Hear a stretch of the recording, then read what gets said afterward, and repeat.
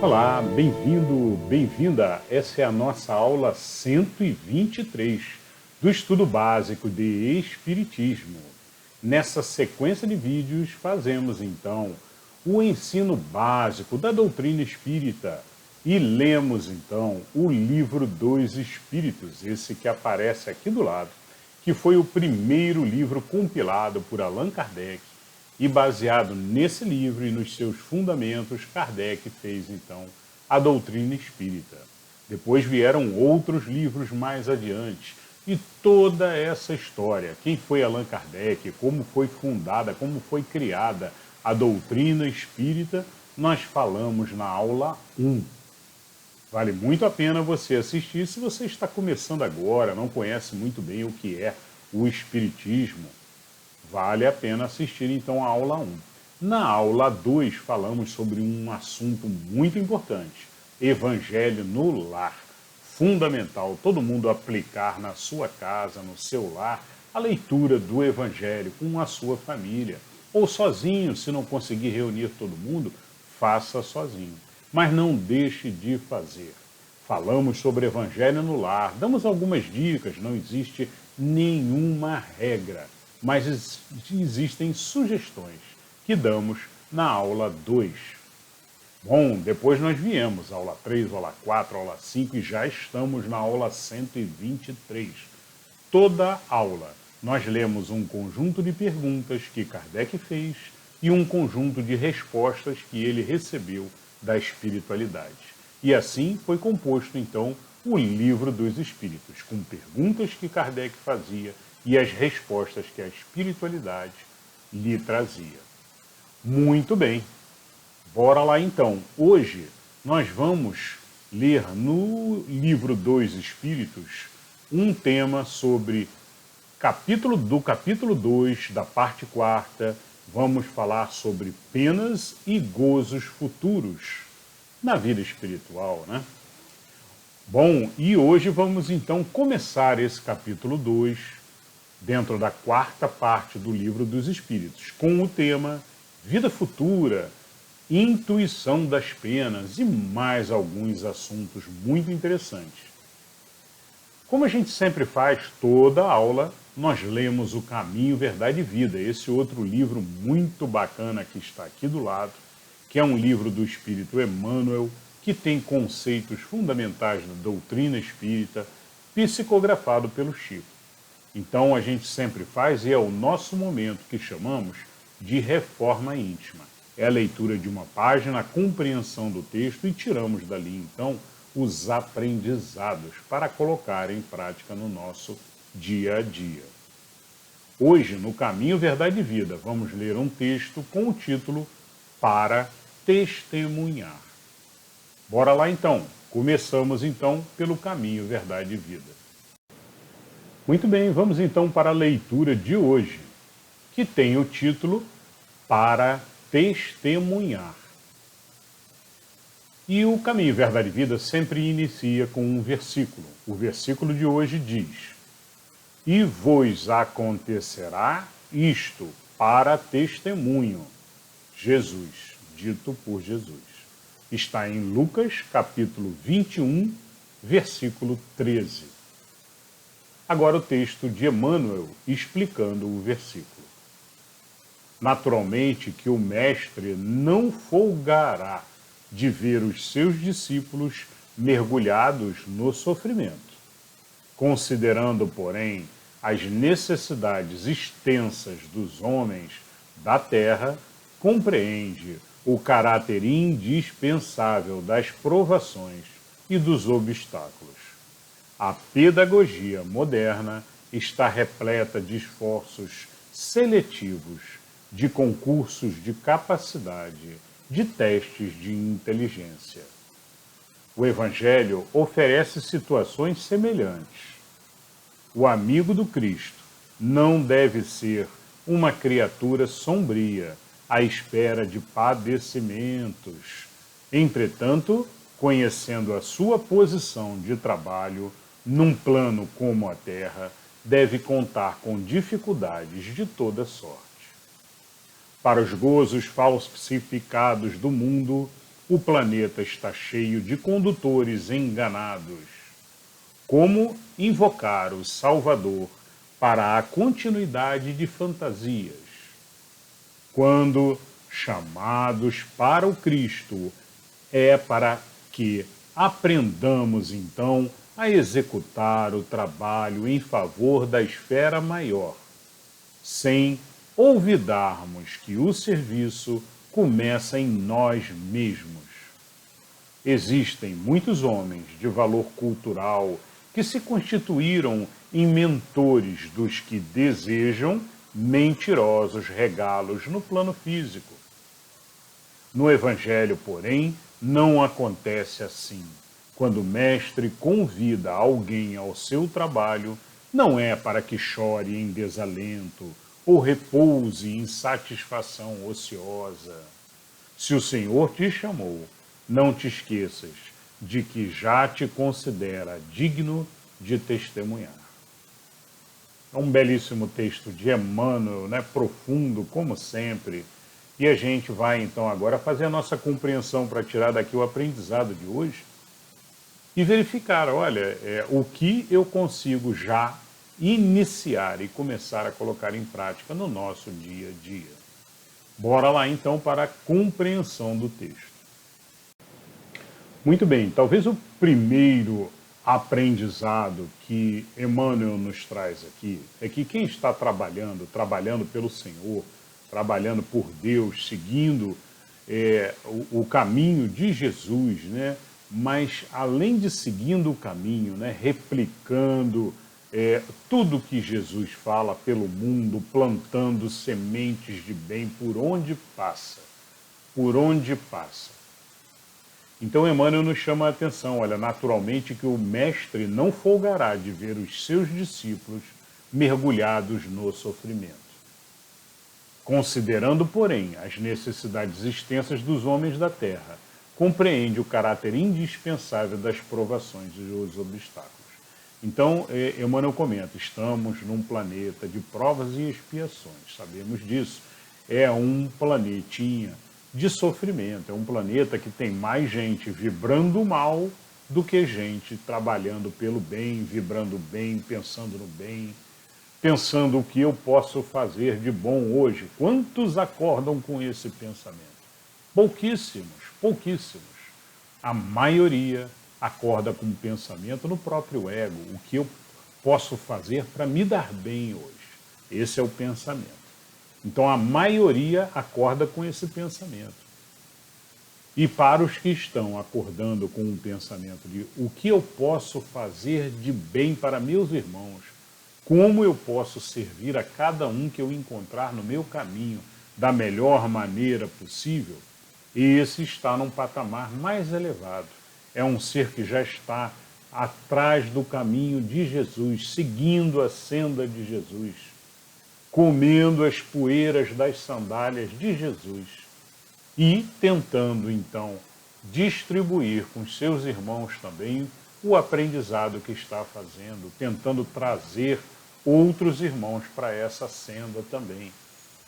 Sabemos que o caminho não é fácil, a jornada é com um caminho estreito e uma porta pequena, como disse Jesus. Mas precisamos não sair da retidão. Emmanuel nos lembra, haverão sempre provações e obstáculos, ainda mais num planeta de provas e expiações. Quando os outros irmãozinhos que não estão na senda percebem que estamos no caminho de Jesus, que estamos subindo, que estamos divulgando e trabalhando pelo bem constantemente, seja também um trabalho voluntário ou qualquer outro desse tipo, muitos debocham, muitos apontam o dedo, rindo, com sarcasmo, mas nós não devemos sair da retidão. Quem está no caminho de Jesus já achou a trilha, já achou o caminho, precisa continuar o estudo, continuar a elevação e constantemente ajudar a divulgar o caminho do bem. Os que não estiverem preparados ainda para vir nesse caminho não virão. E não temos que ficar puxando e agarrando e tentando trazer esse irmão. Não, sirva de exemplo e afaste-se. Afaste-se. E os que virão então, porque estão com vontade de vir na mesma jornada, no mesmo caminho, de mãos dadas, se ajudando todos. E os que ficam para trás, quando chegar a hora dele, eles vêm também. Então é isso, talvez o primeiro aprendizado aqui que o texto nos passa, muito importante, talvez o maior aprendizado, é que não é fácil essa jornada, essa senda de elevação, né? Ainda mais num planeta de provas e expiações, onde o mal predomina. Então, constantemente, o bem é atacado com deboche, com sarcasmo, né? E aí continua Emmanuel. Para os gozos falsificados do mundo, o planeta está cheio de condutores enganados. Então, os gozos falsificados são os prazeres da matéria. Então, tem muitos aí que prometem prazeres da matéria, né? Para determinados caminhos. Olha, se você vier por aqui, você vai ter um caminho facilitado, você vai ganhar isso, vai ganhar aquilo, e tudo bens materiais. O foco de alguns condutores, como comenta Emmanuel aqui, né? O foco é o foco material. E a gente sabe que o nosso foco deve ser o foco espiritual sempre, como dizia Jesus, né? Jesus sempre falou, olha, o meu reino não é deste mundo. A verdadeira vida é a vida espiritual, não é a vida que está aqui. Então não temos que nos preocupar, pelo menos exageradamente, em juntar bens materiais, em nos apegar exageradamente a bens materiais, né? Sabemos, temos contas para pagar, tem o nosso dia a dia na matéria, tem o nosso trabalho, que precisamos manter e faz parte da evolução espiritual, trabalhar constantemente. E o caminho de elevação do ser faz parte disso também. Muitas vezes no trabalho também se encontram outros irmãos, trabalhamos então nesse encontro, contato com outras pessoas, resolvemos problemas às vezes de outras existências, irmãos que às vezes estão ali, estamos reencontrando eles, ou simplesmente o trabalho por si só já é um motivo de elevação muito grande para o ser. E aí continua Emmanuel, como invocar o Salvador para a continuidade de fantasias, ou seja, se você está pensando em fantasias terrenas, como é que você vai ficar invocando Deus e invocando Jesus para isso, né? Quando chamados para o Cristo é para aprendermos a executar o trabalho em favor da esfera maior, ou seja, pensando na espiritualidade, no mundo espiritual, num mundo da verdadeira vida, como dizia Jesus. Sem olvidarmos que o serviço começa em nós mesmos. Esse ponto é muito importante, né? Precisamos, aí reforça Emmanuel aqui, precisamos relembrar que tudo começa com um trabalho nosso interior. Não adianta carregarmos a Bíblia debaixo do braço ou outro documento religioso qualquer outra Bíblia, qualquer outro documento da sua religião, qual for, né? Ou mesmo do Espiritismo, o Livro dos Espíritos, lendo ele constantemente. Se você não está colocando em prática, se você termina de ler, guarda ele, e aí daqui a pouco está discutindo com alguém, está brigando, está numa vibração ruim, pesada. Então não, precisamos acima de tudo estudar, sim, estudar, mas precisamos trabalhar o nosso interior. E trabalhar o nosso interior, que Emmanuel nos lembra aqui, é justamente praticar o bem constantemente, praticar a caridade, a bondade, né? Estarmos com uma vibração positiva. E isso aí é essencial para que nos coloquemos em uma condição de poder, então, seguir o caminho de Jesus e evidenciar, testemunhar, como diz Jesus aqui. No Evangelho, porém, comenta Emmanuel, no Evangelho, porém, não acontece assim. Quando o mestre convida alguém ao seu trabalho, não é para que chore em desalento ou repouse em satisfação ociosa. Então Emmanuel aqui comenta, olha, o Evangelho é para trabalharmos, para colocarmos em prática. Não é para pegar o Evangelho e ficar chorando em cima dele, se lamentando, achando que vai para o céu se estiver sofrendo. Infelizmente, temos essa mensagem aí de muito tempo passada para a nossa sociedade, né? De que só vai para o céu quem estiver sofrendo. E não é verdade. Sabemos disso que não é verdade. Existem provas, é verdade. Existem provas, existem expiações na matéria, mas acima de tudo o Espiritismo nos diz, temos que saber passar por essas provas e expiações de cabeça erguida, sem lamentações, olhando para cima, para Deus, com muita fé, retidão, sem sair do caminho de Jesus.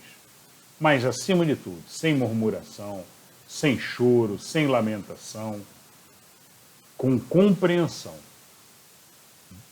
e fé na justiça divina e aceitando, naturalmente, o que Deus nos coloca pela frente. Bom, importante também, todo desafio, todo aprendizado, toda provação, toda prova tem um aprendizado. A prova não aparece simplesmente para sofrermos, não. A prova aparece para que façamos o aprendizado. E é importante compreendermos isso e sempre, sempre, para qualquer dificuldade que apareça no nosso caminho, compreendermos que aquilo ali é um desafio, é uma prova que vai nos ensinar algo. O que eu tiro de aprendizado? Fazer o aprendizado e colocar em prática e mostrar, acima de tudo, mostrar para Deus e para a espiritualidade que fez o aprendizado, que soube passar de cabeça erguida pelaquela dificuldade e que compreendeu o que precisa melhorar para não passar novamente. Muito bem, então é isso. Eu acho que o texto de hoje ele fala bem nesse sentido, né, de cuidarmos do nosso interior, de nós mesmos, para podermos, então, testemunhar. E a última frase, só para finalizar, Emmanuel comenta, se o Senhor te chamou, não te esqueça de que já te considera digno de testemunhar. Muito bem. É isso então, pessoal. Essa foi a leitura de hoje do Caminho, Verdade e Vida. Vamos agora para a leitura do Livro dos Espíritos. Começamos então no Livro dos Espíritos por um novo capítulo. Estamos na parte 4ª, a última parte do Livro dos Espíritos. E estamos começando o capítulo 2. O capítulo 2 da parte 4ª fala sobre penas e gozos futuros, ou, melhor dizendo, a pena e gozos do mundo espiritual. Bom, todos esses tópicos aqui embaixo nós vamos falar sobre eles, fazem parte desse capítulo 2.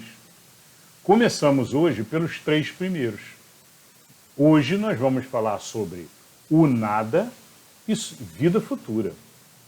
Vamos falar também sobre intuição das penas e gozos futuros. E vamos falar sobre intervenção de Deus nas penas e recompensas. Então, 3 assuntos muito interessantes. Bora lá. Vamos à primeira pergunta de Kardec. Hoje nós vamos, então, da pergunta 958 até a pergunta 964 do Livro dos Espíritos. O Livro dos Espíritos ele termina com 1019 perguntas. Então, no final aqui desse capítulo, a última pergunta é a 1019. Estamos na reta final. Bora lá. Vamos à questão, então, 958. Pergunta Kardec. Por que tem o homem instintivamente horror ao nada? Resposta dos Espíritos. Porque o nada não existe. Então Kardec pergunta à senhora, por que o homem tem medo do nada, né, do vazio, né? E aí os espíritos respondem, olha, o nada não existe, o vazio não existe, está sempre preenchido por alguma coisa. Vamos à questão 959.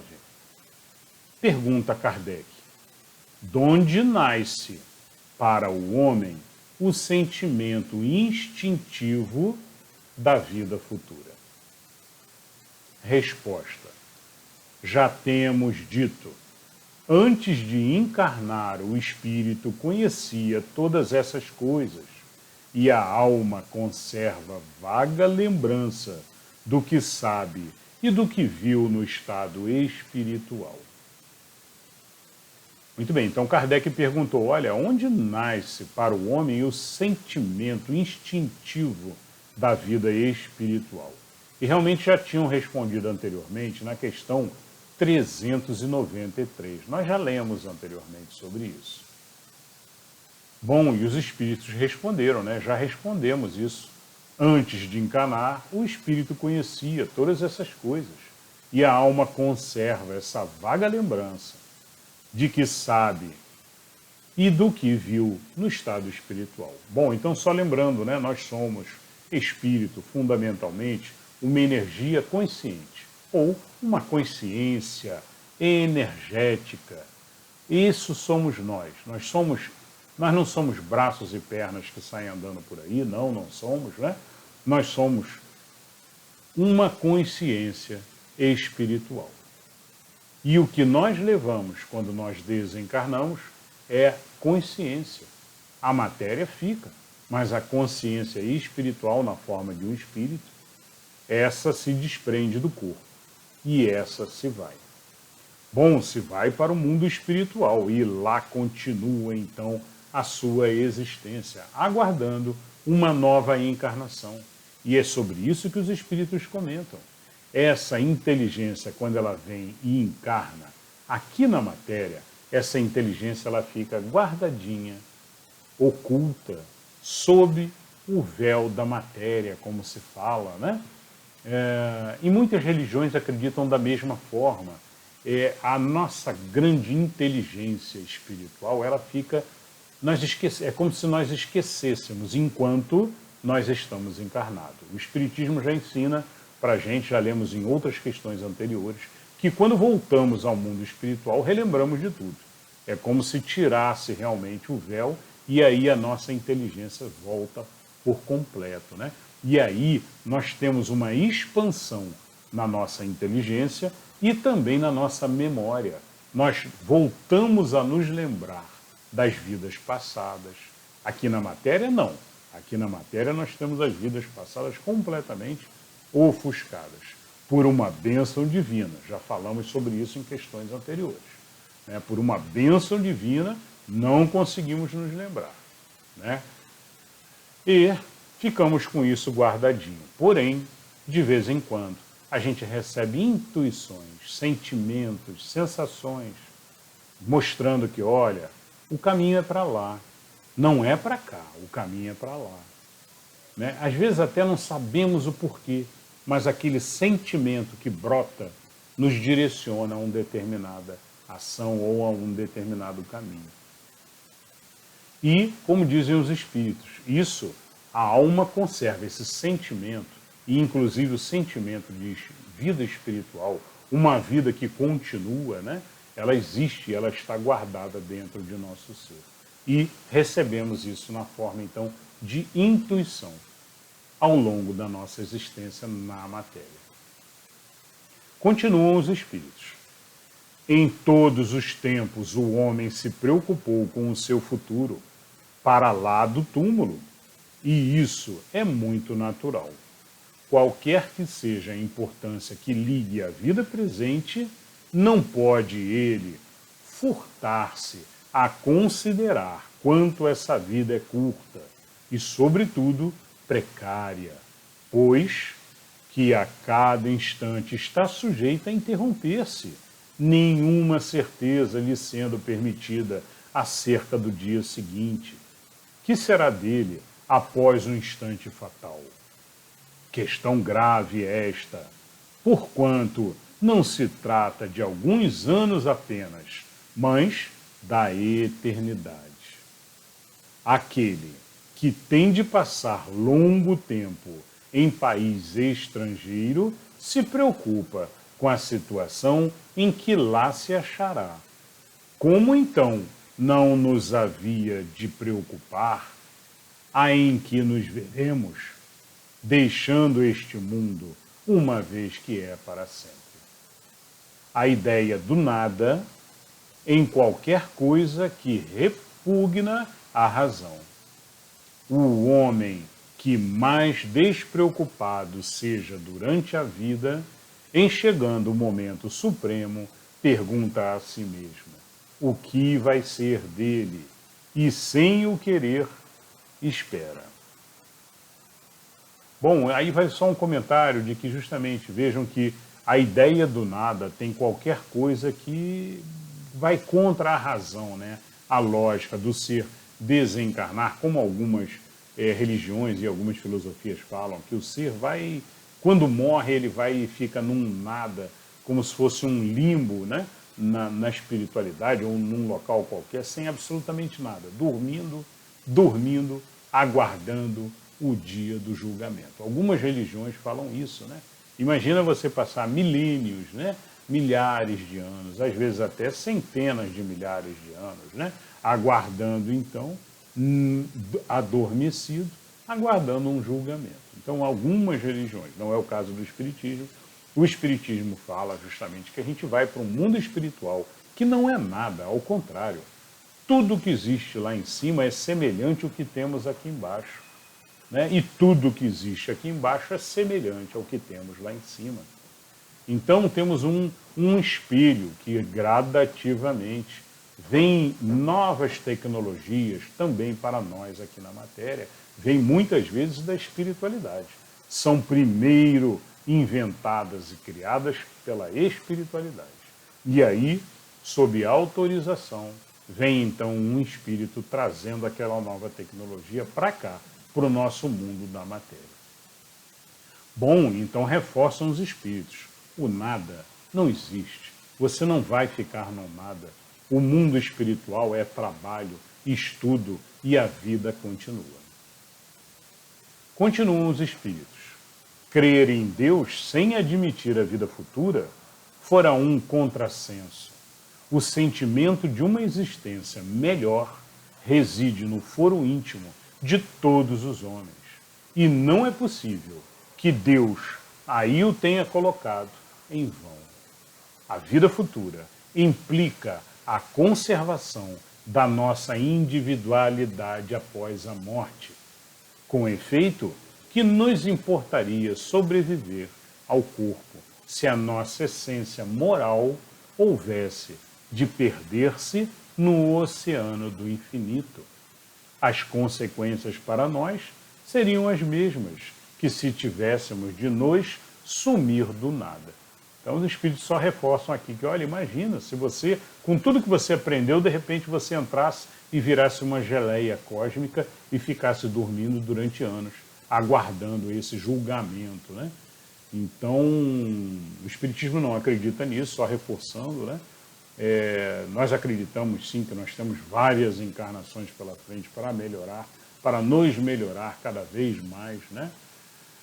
Acreditamos também numa transição planetária que estamos passando por agora, então o nosso planeta vai melhorar sim, a vibração de nosso planeta vai melhorar, o estágio atual, que tem mais gente pensando e vibrando no mal, no nosso planeta vai melhorar. Nós vamos entrar num planeta que se chama um planeta em regeneração, em que gradativamente o bem vai superar o mal nesse novo estágio do nosso planeta. Em consequência disso, ou melhor, para que isso ocorra, alguns espíritozinhos que estão carregados da doença do mal, ainda muito atrelados à matéria, serão retirados do nosso planeta atual e levados para um planetazinho inferior, um planeta primitivo ainda, onde eles vão ter que começar novas reencarnações e novo processo de evolução, constantemente, mas sem perder o que já sabem. Então eles iniciam nesse novo planeta, semelhante a alguns espíritos que começaram aqui há muitos anos atrás. Muito bem. Então é isso, pessoal. Essa foi a questão 959. Muito importante, muito interessante. Vamos agora, mudando o título agora, passamos para a intuição das penas e dos gozos futuros. Vamos à questão 960. Pergunta de Kardec. Donde se origina a crença com que deparamos entre todos os povos na existência de penas e recompensas por vindouras? Então a pergunta de Kardec, olha, de onde se origina então esse pensamento, essa crença, né, que temos, e todos os povos têm, né, de que existem então penas e recompensas, né? Ou seja, karmas positivos ou karmas negativos, né? Como se fala também em muitas religiões, inclusive o Espiritismo acredita também, né, nas penas, nas provas, nas expiações. Podemos chamar também de karmas também, como chamam no Oriente também. Só muda a palavra, né, mas o conceito em si é o mesmo, né? Você errou, você tem penas, ou se acertou, você tem recompensas, tem karma positivo para receber. E aí Kardec pergunta de onde se origina essa crença. E a resposta dos espíritos é sempre a mesma coisa: pressentimento da realidade trazida ao homem pelo espírito nele encarnado. Então a resposta é, olha, a mesma da resposta anterior. A nossa grande inteligência que está guardadinha, coberta sob o véu da matéria, né? Esquecemos temporariamente enquanto estamos aqui na matéria, mas recebemos sentimentos, intuição. Quanto mais meditação fazemos, mais acesso a essa inteligência maior temos, né? Quanto mais oração, pensamentos de reflexão, nós recebemos mais e mais esses sentimentos. Silêncio interior, como se fala muito no Oriente. Silêncio interior é a paz de espírito, a calma, a tranquilidade. O falar menos e ouvir mais. Então a pessoa que se acalma o seu interior, ela consegue de forma mais fácil escutar, então, essa voz interior. E essa voz interior nada mais é do que a nossa própria intuição, da nossa própria inteligência maior que está guardadinha e escondida sob o véu da matéria. Continuam os espíritos. Porque sabei o bem, não é debalde que uma voz interior vos fala. O vosso erro consiste em não lhe prestardes bastante atenção. Exatamente o que acabamos de falar, né? Os momentos de silêncio. Continuam os espíritos. Melhores vos tornaríeis se nisso pensasseis muito e muitas vezes. Então, beleza de resposta dos espíritos, né? Precisamos pensar mais nisso. Como é que eu acesso essa inteligência minha maior interior? É verdade, durante o sono, já lemos em questões anteriores, durante o sono, né, enquanto estamos dormindo, né, em sonhos, a gente, quando se afasta da matéria, quanto mais ocorre esse afastamento da matéria, a gente acessa essa inteligência maior. Né? Dependendo do sonho, dependendo de aonde a gente vai durante o nosso sonho, temos então uma maior abertura. Por isso é que muitas vezes, de manhã cedo, nos vem uma ideia, às vezes, né? Mas olha, tive uma ideia para resolver aquele problema e não sabemos o porquê tivemos essa ideia, né? Muitas vezes, ou recebemos essa orientação, ou atingimos então a capacidade de acessar então a nossa própria inteligência interior e obtivemos essa ideia. E os espíritos nos recomendam: mantenham, melhores vos tornaríeis se nisso pensasses muito e muitas vezes. Nisso pensasses o quê? O acesso a essa grande inteligência nossa maior, né? Ao momento de silêncio interior, para que consigamos escutar. E aí, quando atingimos esse ambiente de paz, de amor, com positividade, com nossa alma brilhando maravilhosamente, muita positividade, amor constante, aí nós abrimos também a capacidade de escutar os espíritos bondosos, o nosso mentor, com mais frequência. Recebemos mensagens, orientação com mais facilidade. E aí tudo fica mais fácil. Sabemos escolher os caminhos de forma melhor, recebemos ajuda constantemente da espiritualidade. Muito bem, essa foi a questão, então, 960. Vamos à questão 961. Pergunta de Kardec. Qual o sentimento que domina a maioria dos homens no momento da morte? A dúvida, o temor ou a esperança? Resposta dos Espíritos. A dúvida nos céticos empedernidos, o temor nos culpados e a esperança nos homens de bem. Então a resposta seria, olha, depende. Né? Nos céticos empedernidos, a dúvida. Vão ficar muito na dúvida, vão ficar muito perturbados, né? E nos culpados, aqueles que carregam uma culpa na sua consciência, né? Ou várias culpas, remorsos talvez, né? Esses aí, temor. Temor do que vem pela frente. E nos homens de bem, a esperança.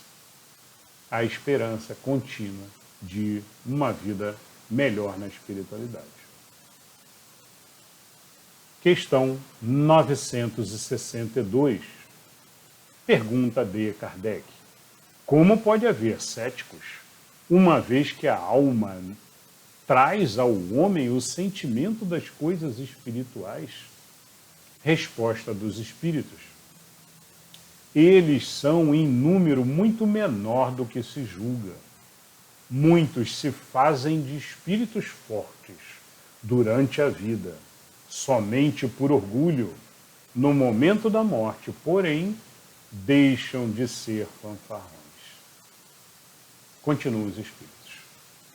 A responsabilidade dos nossos atos é a consequência da realidade da vida futura. Dizem-nos a razão e a justiça que na partilha da felicidade a que todos aspiram não podem estar confundidos os bons e os maus. Não é possível que Deus queira que uns gozem sem trabalho de bens que outros só alcançam com esforço e perseverança.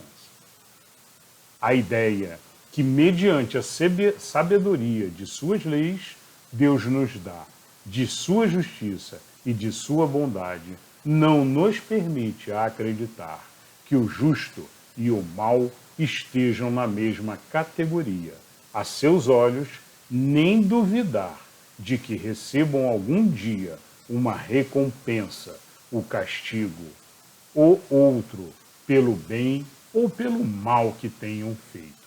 Por isso é que o sentimento inato que temos da justiça nos dá a intuição das penas e recompensas futuras. Muito bem, então um texto bem completo aqui que nos deixa claro da justiça divina, né? Os Espíritos reforçam aqui sobre a sabedoria de Deus e sobre a sabedoria de suas leis também. Né? Deus nos dá constantemente a justiça e a sua bondade, né? Avaliando tudo o que fizemos. E aos que merecem, aos que se esforçaram, terão os seus benefícios recebidos. E os que não se esforçaram, os que não fizeram nada, ou pior, os que fizeram mal constantemente, receberão as suas penas também, já no mundo espiritual. É o que dizem aqui os Espíritos. Já no mundo espiritual, sabemos que os espíritos mais elevados, mais puros, né, eles vão cada vez mais para níveis mais elevados. É como se a espiritualidade ela tivesse níveis diferentes, né, que em algumas religiões podemos entender como os céus. Né, os céus. Tem algumas religiões que falam de 7 céus, outras religiões falam de 10 camadas de céus. Né? Podemos entender, então, como níveis de elevação cada vez mais puros. Né? O Espiritismo não fala de céus, mas o Espiritismo fala, sim, sobre esses níveis de elevação do espírito. E o espírito vai, então, para um nível conforme o seu merecimento. Existem níveis ruins também, para espíritos que estão devendo muito, espíritos que estão que só fizeram mal na matéria, vão para níveis inferiores, para níveis onde existe sofrimento na espiritualidade. Níveis muito próximos da matéria, conforme a vibração que eles têm hoje. Uma vibração de seres agarrados à matéria. E enquanto que os seres mais espiritualizados, que fizeram o bem, que procuraram fazer o bem constantemente, esses vão então para cidades espirituais em níveis mais elevados. Essa foi a 962. Vamos agora para a questão 963. E começamos então um novo título chamado Intervenção de Deus nas Penas e Recompensas. Então, um assunto muito interessante. 2 questões, mas vale a pena. Vamos falar sobre, então, a intervenção de Deus nas penas e nas recompensas que recebemos na espiritualidade.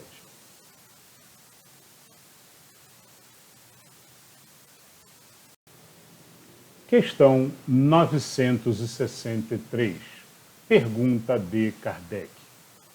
Com cada homem, pessoalmente, Deus se ocupa? Não é ele muito grande e nós muito pequeninos para que cada indivíduo em particular tenha a seus olhos alguma importância? Excelente pergunta de Kardec, né? E vamos ver a resposta dos espíritos. Resposta. Deus se ocupa com todos os seres que criou, por mais pequeninos que sejam. Nada para a sua bondade é destituído de valor. Essa é a resposta dos espíritos. Vamos agora à questão 964. Bom, a 963 parece que não respondeu muito bem a Kardec. Aí Kardec mandou outra pergunta. Mas será necessário que Deus atente em cada um dos nossos atos para nos recompensar ou punir? Esses atos não são, na sua maioria, insignificantes para eles? Então a pergunta de Kardec é assim: Deus fica atento aos menores atos? Por exemplo, joguei um papel no chão quando poderia ter jogado na lata de lixo. Isso é uma falha, pequena, mas é uma falha. Alguém vai ter que vir e limpar. Eu sujei um ambiente coletivo de outras pessoas. Não é? Eu fui preguiçoso. É um ato pequeno. Deus se preocupa. Existe uma penalidade com esses menores atos que cometemos, né? Da mesma forma, o contrário, né? Pequenos atos corretos de pegar um papel no chão e jogar no lixo, num trabalho que eu não tinha essa obrigação, mas eu fiz por achar isso correto. Deus é que toma a ação de beneficiar, de observar. Como funciona isso? Essa é a pergunta de Kardec. E a resposta dos espíritos, um pouco longa, mas muito, muito importante para que compreendamos como funciona. Deus tem as suas leis a regerem todas as vossas ações. Se as violais, vossa é a culpa. Indubitavelmente, quando um homem comete um excesso qualquer, Deus não profere contra ele um julgamento, dizendo-lhe, por exemplo, fostes guloso, vou punir-te. Ele traçou um limite. As enfermidades e muitas vezes a morte são a consequência dos excessos. Eis aí a punição. É o resultado da infração da lei. Assim em tudo. Então, a belíssima resposta, né? E a resposta nos direciona que, olha, as leis universais, muitas as leis que lemos sobre as leis morais também, fazem parte do conjunto de leis que tomam conta, então, e que nos punem ou nos beneficiam. Essa foi a resposta dos Espíritos. Continua. Todas as nossas ações estão submetidas às leis de Deus. Nenhuma há, por mais insignificante que nos pareça, que não possa ser uma violação daquelas leis.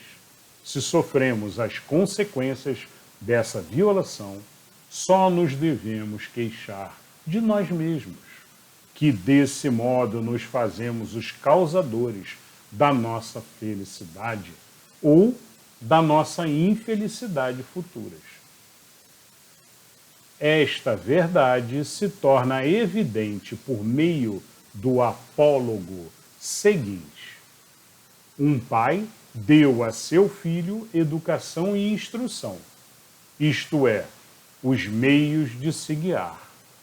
Cede-lhe um campo para que cultive e lhe diz: aqui estão a regra que deves seguir e todos os instrumentos necessários a tornares fértil este campo e assegurares a tua existência. Dei-te a instrução para compreenderes esta regra. Se a seguires, teu caminho produzirá muito e te proporcionará o repouso na velhice. Se a desprezares, nada produzirá e morrerás de fome. Dito isso, deixa-o proceder livremente. Então, naturalmente, é um prólogo, é um exemplo aqui, né? É uma parábola aqui contada pelos Espíritos, mas deixando claro como Deus faz. Deus quer que nós aprendamos, né? Mas façamos por nós mesmos. Então não existe aquele conceito de Deus me ajude, Deus me dê aqui um carro para eu trabalhar, me dê isso, me dê aquilo, né? Ainda mais bens materiais, né? Então o que existe é, olha, você tem inteligência, você tem meios, você tem força, energia, você tem saúde, agora faça. Mostre que sabe e que sabe também vencer por todos os problemas que virão pelo caminho, porque faz parte do aprendizado do ser. Conhece ou continuam os espíritos. Não é verdade que esse campo produzirá, na razão dos cuidados que forem dispensados à sua cultura, e que toda negligência redundará em prejuízo da colheita? Na velhice, portanto, o filho será ditoso ou desgraçado, conforme haja seguido ou não a regra que seu pai lhe traçou. Deus ainda é mais previdente, pois que nos adverte a cada instante de que estamos fazendo bem ou mal, envia-nos espíritos para nos inspirarem, porém não os escutamos. Há mais esta diferença. Deus faculta sempre ao homem, concedendo-lhe novas existências, recursos para reparar os seus erros passados.